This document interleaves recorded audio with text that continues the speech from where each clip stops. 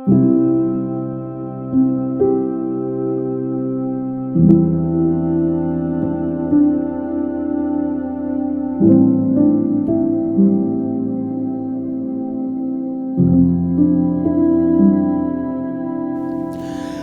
hari Minggu buat saudara-saudara sekalian dimanapun Anda berada. Hari Minggu, Domingo, hari Tuhan. Inilah hari yang dijadikan Tuhan. Marilah kita bersorak-sorai karenanya. Ya Tuhan, berikanlah kemujuran. Ya Tuhan, berikanlah keselamatan. Ucapan seperti itu patut kita sampaikan setiap kita beribadah pada hari Minggu seperti saat ini. Berikanlah ya Tuhan kemujuran, rezeki, penuhi kebutuhan kami, dan berikanlah juga kami keselamatan jauh dari segala ancaman penyakit COVID-19 maupun penyakit lainnya. Tuhan memberkati kita sekalian. Anugerah dari Tuhan kita Yesus Kristus, kasih setia Allah Bapa serta persekutuan dari Roh Kudus bersama dengan saudara-saudara sekalian. Marilah kita baca firman Tuhan yang diperuntukkan untuk hari ini, Minggu tanggal 10 Oktober 2021. Tertulis dalam kitab Ayub pasal 23, dimulai dari ayat 10 hingga ayat yang ke-17. Demikian bunyinya, saya bacakan untuk kita semua. Karena ia tahu jalan hidupku, seandainya ia menguji aku akan timbul seperti emas. Kakiku tetap mengikut jejaknya. Aku menuruti jalannya dan tidak menyimpang. Perintah dari bibirnya tidak kulanggar. Dalam sanubariku kusimpan ucapan mulutnya. Tetapi ia tidak pernah berubah. Siapa dapat menghalangi dia? Apa yang dikehendakinya dilaksanakannya juga. Karena ia akan menyelesaikan apa yang ditetapkan atasku. Dan banyak lagi hal yang serupa itu dimaksudkannya.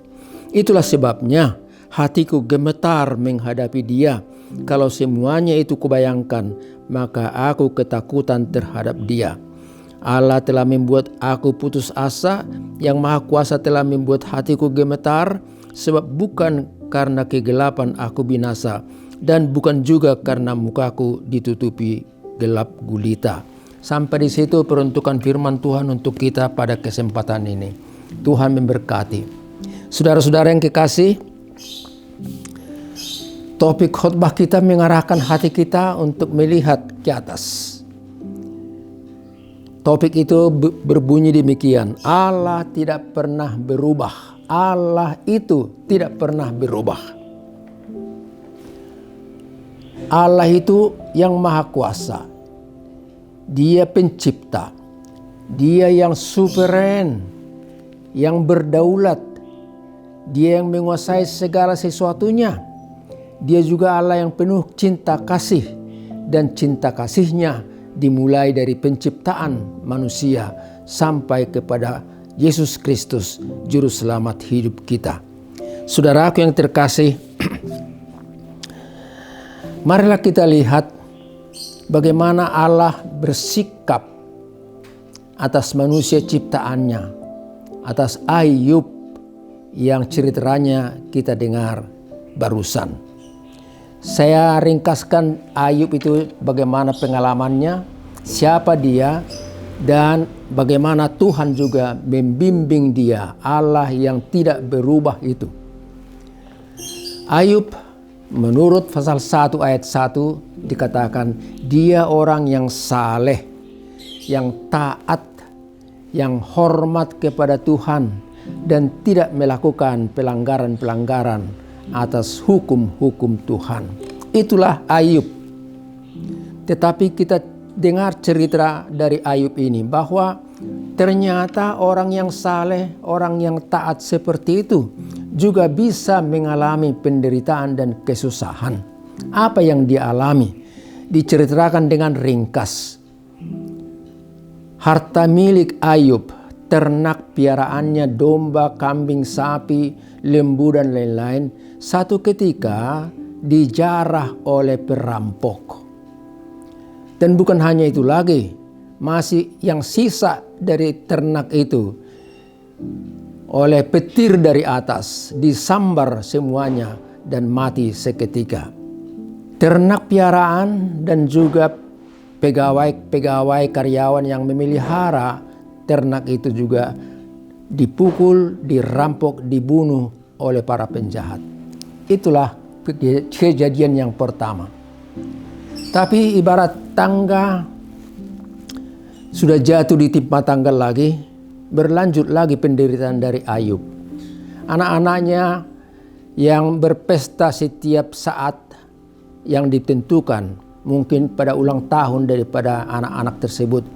Satu ketika mereka berkumpul di rumah yang sulung, di rumahnya itu mengadakan sukacita. Tetapi tiba-tiba angin puting beliung datang dan angin itu meruntuhkan bangunan itu, rumah tersebut, dan matilah semua anak-anak Ayub yang sedang berada di rumah itu. Saudaraku yang terkasih, harta milik sudah habis, anak-anak juga mati seketika, dan juga ternyata istrinya juga tidak menolong dia. Karena istrinya berkata, "Ngapain kamu begitu terhadap Tuhan yang mengizinkan dan membiarkan kamu mengalami beban derita dan kesusahan?" Saudara yang terkasih, ternyata Ayub juga oleh karena percaya kepada Tuhan, walaupun sebenarnya pernah dia bergumul dalam menghadapi penderitaan itu, walaupun dia pernah jatuh sakit, dia mengalami sakit parah yang busuk yang dimulai dari telapak kaki hingga batok kepalanya. Walaupun dia begitu, tetapi Ayub berkata, dan itulah nas yang kita dengar hari ini. Ternyata Tuhan selalu memelihara dia. Dikatakan pada ayat 10 tadi, "Karena ia tahu jalan hidupku, seandainya ia menguji aku akan timbul seperti emas. Karena ia tahu jalan hidupku, seandainya ia menguji aku akan timbul seperti emas." Itu yang diucapkan oleh Ayub. Dan itu merupakan ungkapan atas cinta kasihnya, atas imannya kepada Tuhan. Saudaraku yang pertama, kepada kita perlu diingatkan pesannya yang pertama ialah Tuhan itu tahu jalan hidup kita. Tuhan tahu jalan hidup kita. Dan itu disaksikan oleh Ayub pada ayat yang ke-10 tadi. Dikatakan demikian, bahwa Tuhan tahu jalan hidupnya, itu artinya Tuhan melihat dari sorga. Tuhan melihat dari sana apa yang dialami oleh Ayub. Dan itu juga menjadi masukan yang berharga bagi kita. Tuhan melihat apa yang kita alami dalam hidup sekarang ini, saat ini. Tuhan tahu. Kita semua pasti mengalami suka dan duka, sebagaimana Ayub barusan. Dan pengalaman kita berbeda-beda. Tapi saya simpulkan, dalam hidup ini ada suka dan duka. Ada penderitaan dan juga ada perasaan lega. Ada beban, ada juga ketenangan kita karena Tuhan mengangkat beban-beban kita. Tuhan tahu jalan hidup kita. Dikatakan oleh Ayub, ibarat emas yang diuji, dibakar oleh tukang emas itu dengan api yang sangat-sangat panas, mungkin 1000 derajat Celcius.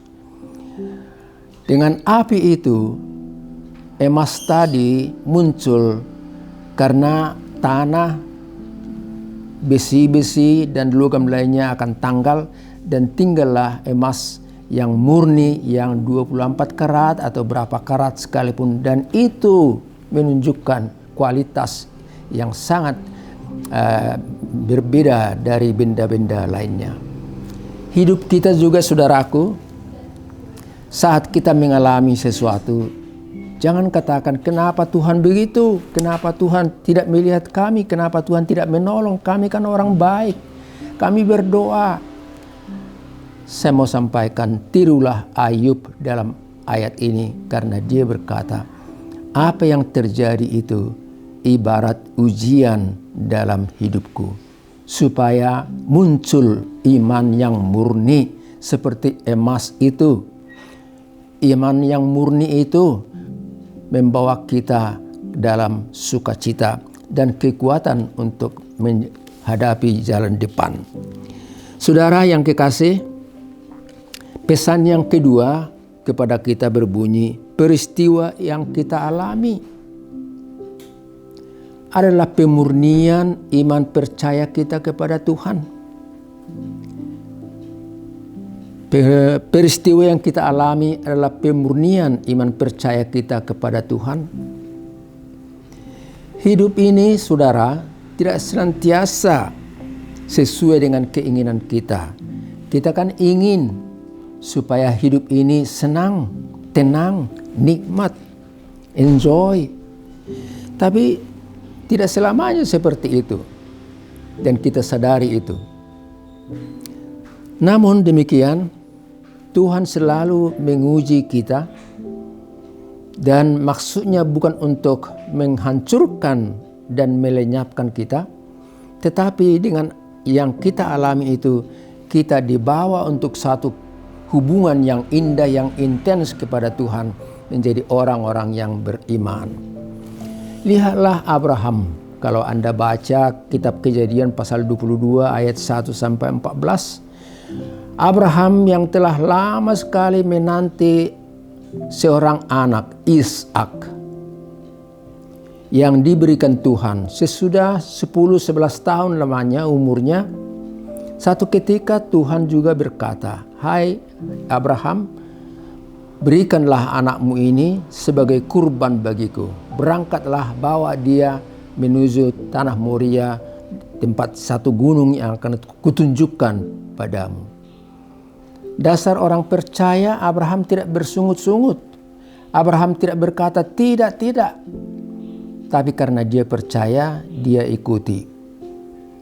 Orang percaya walaupun bergumul dalam hatinya, taat akan perintah Tuhan. Orang percaya walaupun mengalami derita dan tidak masuk akal sebenarnya apa yang terjadi, toh dia juga melaksanakan apa yang dikehendaki Tuhan. Demikianlah Abraham bersama dengan Ishak. Tapi singkat cerita dikatakan di situ dalam Kejadian 22 tadi, tatkala Abraham mengikat tangan dan kaki Ishak dan kayu bakar telah dikumpulkan, dan Abraham menaruh anaknya itu di atas kayu bakar tadi, mau dikorbankan sebagai kurban bakaran. Tapi Tuhan dari sorga berkata, "Jangan Abraham, jangan lakukan apa-apa terhadap anak itu. Lihatlah ke belakangmu." Dan Abraham menoleh ke belakang, dan dia lihatlah bahwa di situ ada seekor domba jantan yang tanduknya terkait di dahan. Dan itulah diambil oleh Abraham sebagai pengganti Ishak untuk dikorbankan kepada Allah. Abraham berkata di akhir pergumulan hidupnya, Yahweh Zireh, Tuhan menyediakan, Tuhan memberikan jalan keluar, Tuhan memberikan pelepasan dari pergumulan. Tirulah, mari kita tiru Abraham, orang percaya yang juga pernah bergumul dalam hidupnya. Saudaraku, Petrus juga berkata kepada kita, lihatlah Yesus yang telah bergumul itu, bahkan menderita, dan dia memenangkan pergumulannya di Getsemane sampai ke bukit Golgota di kayu salib itu. Tirulah dia bagaimana ketaatannya. Maka kamu juga akan mampu, walaupun tidak seperti Yesus, tapi kamu akan mampu untuk menghadapi persoalan-persoalan yang kamu alami. Saudara, Paulus mengharapkan supaya kita tabah dan kuat dalam hidup ini. Karena dia berkata, siapa yang telah memenangkan pergumulannya. Mereka itu diampuni dosa-dosanya. Dan Tuhan Yesus telah memperdamaikan mereka dalam iman kepada Allah. Oleh karena itu, dalam hidup ini, sabarlah dan tekunlah menghadapi segala persoalan. Di Roma 5 ayat 1-5. Saya akhiri firman ini untuk kita saudara-saudara yang terkasih. Pesan yang terakhir sesuai dengan topik khotbah kita. Allah tidak pernah berubah. Allah itu tidak pernah berubah. Dia pencipta langit dan bumi. Dia pencipta semua umat manusia. Sebagaimana Ayub yang pada akhir perjalanan hidupnya Tuhan memberikan yang terbaik, menggantikan apa yang sudah tidak ada lagi. Dalam pasal-pasal terakhir, pasal 42 dari kitab Ayub dikatakan Tuhan memberikan 2 kali lipat dari harta yang hilang. Dan juga Tuhan memberikan anak-anak yang ganteng dan cantik, 7 anak laki-laki dan 3 orang perempuan. Allah tetap, kasih-Nya tetap, berkat-Nya juga tetap kepada semua orang yang taat dan percaya. Allah tidak berubah dalam kasih-Nya dan menepati janji-janjinya. Tatkala Nuh sesudah keluar selamat dari bahtera itu, maka Tuhan berkata, lihatlah di langit, di situ ada pelangi, dan itulah tanda kasih setiaku kepada kamu dan juga kepada umat manusia. Allah tidak berubah. Saudaraku yang kekasih, puncak daripada janji Tuhan itu ialah dalam Yesus Kristus. Di dalam Yesus Kristus itulah kita beroleh keselamatan dan kita beroleh juga hidup yang kekal. Yesus Kristus tetap tidak berubah sebagaimana Dia kemarin, hari ini, dan juga masa yang akan datang. Dia selalu menjadi penolong juru selamat kita. Tuhan menolong kita dan selamat hari Minggu. Sampai ketemu lagi minggu depan. Mari kita berdoa.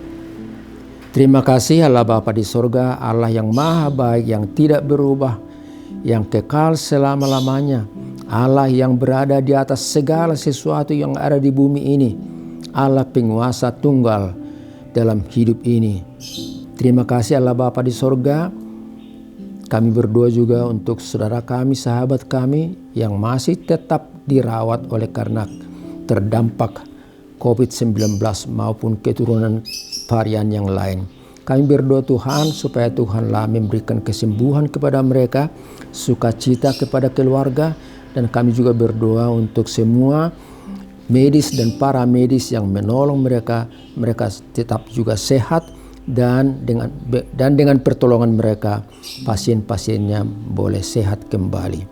Allah Bapa di sorga, ampuni kami dari segala dosa dan kesalahan kami. Sungguh Tuhan, kami mengaku bahwa dalam hidup ini, apalagi tatkala kami menderita, mengalami beban, kami jatuh ke dalam dosa, kami ragu akan Tuhan. Ampuni kami Tuhan, karena ternyata Engkau tetap ada, tidak berubah, kasih-Mu kekal selama-lamanya. Terima kasih ya Tuhan, terpujilah nama-Mu di dalam Kristus Yesus. Anugerah dari Tuhan kita Yesus Kristus, kasih setia Allah Bapa serta persekutuan dari Roh Kudus bersama dengan saudara sekalian. Amin.